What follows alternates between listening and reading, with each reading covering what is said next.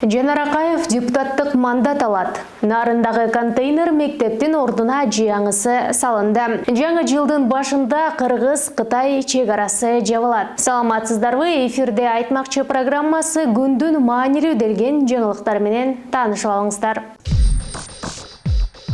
Жогорку суд 30% гендердик квотага байланыштуу борбордук шайлоо комиссиясынын арызын карап, Бишкек шаарынын административдик сотунун 21 декабрдагы чечимин күчүндө калтырды. Буга чейин Бишкектин административдик соту Альянс партиясынын арызын канааттандырып, борбордук шайлоо комиссиясынын гендердик квота боюнча өзгөртүлгөн жобосун жокко чыгарган.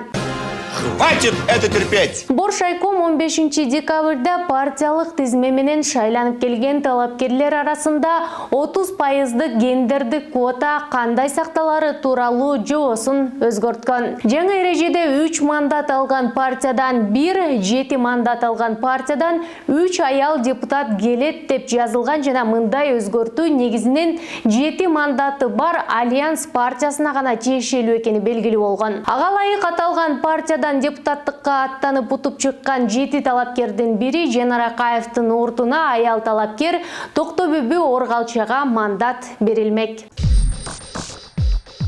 Нарын районунун Кеңеш айылында 150 орунду мектеп пайдаланууга берилди. Бул тууралуу президенттин Нарын облусундагы өкүлүнүн басма сөз кызматы билдирди. Мектептин курулушуна 57 миллион 937 миң сом бөлүнгөн, анда 172 окуучу билим алып, 22 мугалим эмгектенет. Кеңеш айылынын окуучулары 2019-2020 жылкы окуу жылын контейнер мектепте окуп баштаган. Бул көрүнүш коомчулуктун кескин сынына кабылып, окуучулар 1 айдан кийин жергиликтүү клубтун имаратына көчүрүлгөн. Эми гана жаңы мектебине кирип окуп башташты.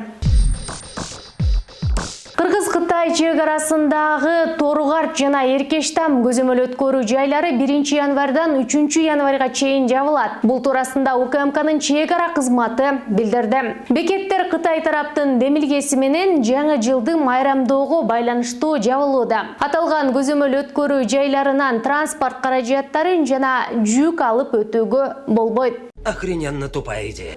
Торугарт жана Эркештам көзөмөл өткөрүү жайлары 4 январь күнү ишин жандантып, атайын алгоритм боюнча Кытайдан Кыргызстанга транспорт каражаттары менен жүктөрдү гана алып өтө баштайт. Ушуну менен берүүнү жыйынтыктайм. Саламатта калыңыздар. Келе жаткан жаңы жылыңыздар менен.